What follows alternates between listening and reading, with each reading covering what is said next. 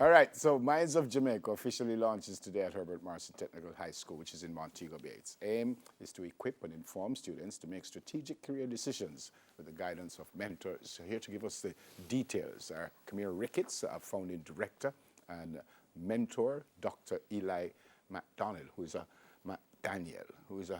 senior man, as young as you are. Good morning to you both. Morning. Your official senior Resident at General Surgery at University Hospital. in your 30s.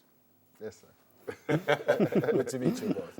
And you're a former Prime Minister Youth Awardee. Yes. And you, sir, going straight from a first degree to a doctorate. Yeah, I did my first degree I did a bachelor's in microbiology at the University of Georgia, and then went into a PhD program in computational biology at Cornell University. Stop 1 second. Computational biology. Yes, computational biology. Which means what? Essentially, you're combining aspects of computer science and genetics and using computational approaches to start unlocking biology and find out more about how we can, use the genome to treat diseases and all that kind of stuff in a very personalized and focused way.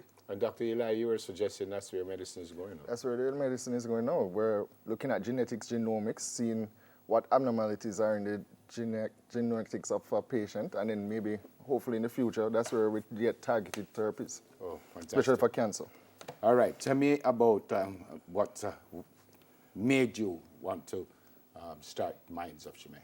Yeah, I think it's appropriate that we're launching at Herbert Marshall because the idea really came to me when I came down to Jamaica because I currently am studying in New York, and I came to speak at UWI. I gave a lecture at UWI, and I also was able to speak to 6 farmers at Herbert Marshall. And after the session concluded, I had a long line of students. I ended up spending maybe an extra hour and a half there. Mm-hmm. And what became very clear to me, a lot of students still felt like they're not equipped with the knowledge they need to make their career decision. A lot of 6 farmers, trying to pick, what university and what majors and so on. And they really, I spoke to a few of them, asking them, okay, you say you want to be a doctor or engineer. I was asking them, have you met one, found out what the day-to-day life of one is? And across the board, most of them never had that kind of access. So I was trying to think of how can I help students maybe bridge that gap and meet someone at the earlier stage in their decision-making process who is in that field and can give them insights or open their mind to things that they haven't thought about considering when trying to pick a career path. So that's kind of where this idea came from, and it kind of just snowballed from there. So you came up this morning from Montego Bay, yes. And then you head back to Montego Bay yes. now for the launch.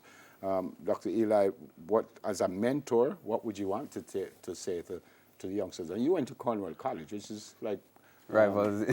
well, not rivals, but almost neighbors. Yeah, of course. Yeah. We know which school is the better high school, but we leave it at that. Well, for me, a lot of people say, the parents would say, boy, you must be a lawyer, a doctor, engineer. But a lot of people don't know what it really entails to be a doctor and the lifestyle and sacrifices that you have to make. Like even last night, I worked all night and then I came right here afterwards. Yeah. So it's long hours, hard work, also the time needed for studying and, balance between family life because I'm also married with a child. Yeah. It's rough, so I think it's good to, if anybody needs to know what is expected and what's happening, give some information. People would like that kind of thing, so that you can say, boy, maybe this is not the career for me, because a lot of people enter this not knowing this, and then when they go into medical school and if they see what kind of lifestyle you're going to be subjected to, they say they can't manage, and a lot of people have finished and just quit medicine altogether. Yeah. Yes. I suspect you don't want it to be just Herbert Marshall students. No, so absolutely how do you get out the word and how do you meet the young people? Yeah, so we're starting now. So the website is live now at theminds.com, and essentially that is going to be the platform that, each mind, so we call our mentors the minds, right? So each mind will have a write-up on the platform that, just kind of describe their journey so far. And that's normally, standard, when you're highlighting someone, but we want to go further than that now. And, you can now go on there and say, ask a question to a mind if you subscribe to the service and, shoot them a one question, maybe something that, the interview when we were writing up the article didn't cover, and that is something that is specific to you and what you want to know about the field. You can ask a question. But most importantly, that's the first track. And most importantly, we want there's ability to essentially request to connect with the mind. So we'll facilitate you meeting over email, Skype, Zoom, and then eventually, hopefully meeting in person and developing a mentor-mentee relationship. Because, coming from, at least in the US, there's a lot of focus on that. And for me, that has, given me a lot more insight into what I'm doing now, how to, plan for my next steps, because I have a ton of mentors above me who I meet with, talk to over email and so on. And I realize that that kind of culture does not yet exist here. So if we, leave everybody to kind of fall in the same potholes along the way, we can never reach where we want to go fast enough. So I think it's our duty to kind of reach back and, let them know, okay, things that I've learned on my journey, and Eli's journey and all the rest of our minds, and how what we would do, even something simple as what courses we would take, if we were to be able to do over university again, and to a young engineer or something. Dr. Daniel made a point about being very busy, and might not always be available to speak with the mentees. How many others like Dr. Daniel do you have? So we're launching with 11 minds right now, but we're eager. We kind of slow down on the adding process just to prepare for the launch. But right after this, we're going to be focused on recruiting more minds and so on. So we're launching with 11. We have wide. We're trying to keep across the field. So we have a musician, an author, a digital marketer, a surgeon, a vet, a pilot, a lawyer. So we're trying to make sure we can cover all the bases of what students might think, and also want to use this platform to let students know what else is out there. A student might not even think of digital marketing as a career choice, but they're adept in social media and so on. That's a way you can transfer your skills. Or for me, computational biology. If I'm a mind and I can open your mind to that as an option for you now in the world, you can make better decisions. Because I didn't learn about this era, because I was studying when I was in Herbert Marshall. I was doing natural sciences in sixth form, and then in the evenings I would go to Caribbean Institute of Technology, and I did an IT degree in the evenings after high school. And I always imagined I had to pick. Eventually, I'd be forced to pick a path. And it wasn't until university, a random conversation with a professor, he told me about computational biology and bioinformatics, and that's essentially a combination. I was like, so I don't have to pick, and a lot of students are hoping to find a way to combine their passions. Man. Fantastic. What time is the launch? It starts at 11. And it's at Herbert Marston? At Herbert Marston. Yeah. Is anyone else invited there, or are you just going to deal with the Herbert Marston kids? No, man. I people are welcome to come if they want to find out it's at Herbert Marston. They can just ask at the front to direct them to it. But yeah, it's open to anybody who want to be there. Fantastic. Great to meet you. Thank you very much. Good to see you. Camille Ricketts, former head boy at Herbert Marston, founding director and mentor, and Dr. Eli McDaniel. I've been trying to mess up the man's name all my life. Look, I'm going to call him. I'll do it deliberately. Him beat me last year. All right, here's Delia. All right, so moving to another Herbert Marston alum, just 4 months before Michaela Murray was set to do her CSEC exams, she fell ill. She began to lose her sight. Well, the former head girl of Herbert Marston Technical High School is here today to share her story of keeping the faith and overcoming the odds. Morning, Michaela. Welcome to Smile Jamaica. It's morning time. I want to start, first of all, with when did you start to realize and how that something was wrong? Okay. So, in December 2018, I started realizing that my vision was getting extremely blurry. But in the fact that I knew that my glasses got misplaced, I thought You were straining your exactly. eyes. So eventually, my parents took me to the ophthalmologist. After going to the ophthalmologist, I got a glasses. But after weeks, I realized that it was still blurry. So in January, the 12th, 2019, it was a Saturday morning. I woke up. I was feeling extremely ill. So I called my mom and I said, Mommy, I'm not feeling well, so I'm going to the doctor. Went to the doctor, signed in and everything.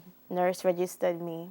After pricking my finger, she realized that I was diabetic. Wow. And my sugar was at 23.5. It was extremely high. And knowing the fact that the normal rate should be at 5. Wow. So at first, therefore, the doctor prescribed metformin for me. He said I was type 2. Eventually, the same day, I went to another doctor. Oh, you just wanted a second option. Yes. Okay. Eventually, when I went to another doctor, he said, Michaela, you need to go on insulin because your sugar is too high for your age. Eventually, he gave me 40 units of insulin and 2 bags of drip. Therefore, he said, okay, you're type 1. So I was a bit confused because I'm saying 2 doctors saying, okay, you're type 1. Type 2 and you're type 1. Exactly. So therefore, for 2 weeks, I was on insulin and the sugar was still high, 12, 13, 14. You know, it's not really good for your organs, Yeah. especially your kidney, because when your sugar is high for a long period of time, it then to deteriorate your kidney. So eventually, I went back to the ophthalmologist, explaining to her that my eyes are still blurry, and explained to her, therefore, that I'm diabetic.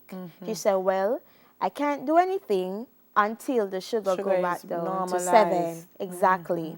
So therefore, she said, okay, I'm going to recommend you to an endocrinologist at G West in Montego Bay, Fairview. Anyways, there met Dr. Walgreen at Heart Smart. She said to me, Michaela, based on your results, your organs are good. It's just that the sugar is a little bit too high in the blood. Therefore, she said, you should not be on insulin. So I'm going to put you on some medication. Oh, Praise Lord. God. On taking the medication, the metformin has a lot of side effects. It's used to treat cancers, it's used to treat diabetes, but So you had a lot of nausea. yes, and you know, going to school, not able to see after depending on friends, Oh, wow. teachers. The eyesight had gone that bad. Yes. So therefore, I said to her on my other appointment that I can't manage the metformin deck. She said, okay, I'm going to change your medication and put you on Galvus metformin. It was there in February when I went on Galvus metformin, I realized that the vision was coming back Oh, normal. wonderful. Yes. Were you, I mean, to believe and to experience your vision going must be scary. Yes. How was that for you? Scared, or you just kept being optimistic that this was going to be okay? For me, I was extremely scared. I thought that it was the end of my future. I thought that it was the end of my career. I wasn't able to make my parents proud. Though the fact that grandma had laid to rest, I still want her to feel proud within her. I still want her to feel like, yes, my granddaughter had promised me and she had gave me what she said I was going to get, right? So you start add stress to the yes, diabetes. and then lots. I started to cry, and you know, me crying, mommy and daddy get frustrated and all of that. So sometimes I would just go in the room and I said, God, you said, by your stripes we shall be healed. And you said you can do all things through Christ who strengthened me. And I said to myself, God, you're the God that can do the impossible. And you're the God that can turn the ordinary to extraordinary. So guess what? You're going to do it for me. And it's from there, I get up every morning and I start to listen to Rondell Positive. I'm an overcomer. And that's the drive that I got to go into the exam.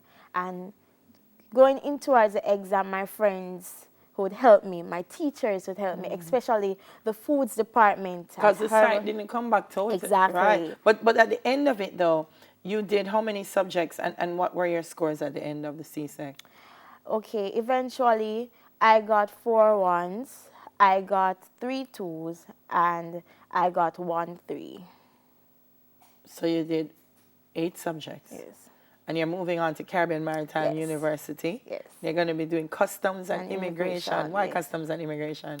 Okay, from a younger age, I always wanted to become an immigration officer. Yes. Traveling, you know, into the immigration department, and they would say, "Can you hand me your passport, please?" It was such a joy. So you It want was to be such a the travel pleasure. boss? Yes. All right, we have to go, Michaela. But before we do, if there's one thing that you want to say to any young person who's watching that may be going through some difficulty, what words of encouragement would you give them? My encouragement is that whatever you put your mind to, you can achieve it. And just remember, it's not how you start, it's how you end.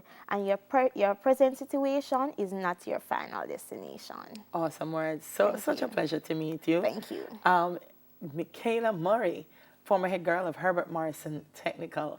Up next, promoting luxury brand shopping in Jamaica. We'll be right back.